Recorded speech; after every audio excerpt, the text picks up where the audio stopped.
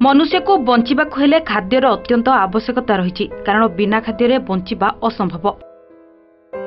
विभिन्न पुष्टिकर खाद्य मनुष्य को बंचिबाकु शक्ति देଥାଏ और सुस्थ मध्य रखिଥାଏ। तेबे खाद्य को नहीं विभिन्न लोकंकर विभिन्न रुचि रही है। किए घर खाइबा खाइबा को पसंद करथाय तो आउ किए बाहर खाद्य खाइबा को पसंद करथाय।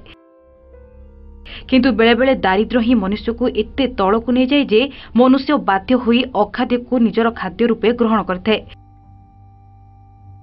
आउ किए किए खाद्य न खाई उपास रे मध्य रही जांती। आउ किए अन्यर अइंठा खाई बंची जाय। तेबे एमिति भी लोक अछंती जेउ माने कि चा और पानी पी भोक मेटाई थांती। आ सबुठारु आश्चर्यकर कथा हेउछि कि एसबु खाद्य खाइबा परे भी सेमाने दीर्घ वर्ष धरी बची थांती।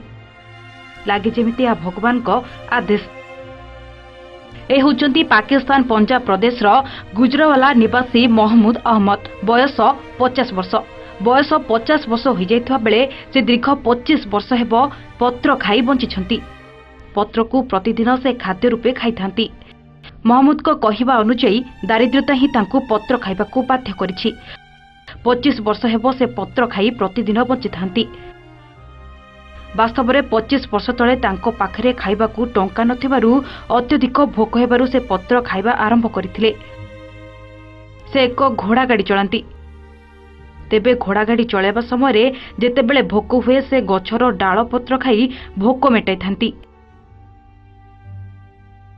आउ से डाल पत्र खाई पथ अतिक्रम करने सह सेही खाद्य दिन मध्य शेष हो जाए। एमिति प्रतिदिन खाइबा परे एसबु खाइबा तांकर अभ्यास रे परिणत होइगला।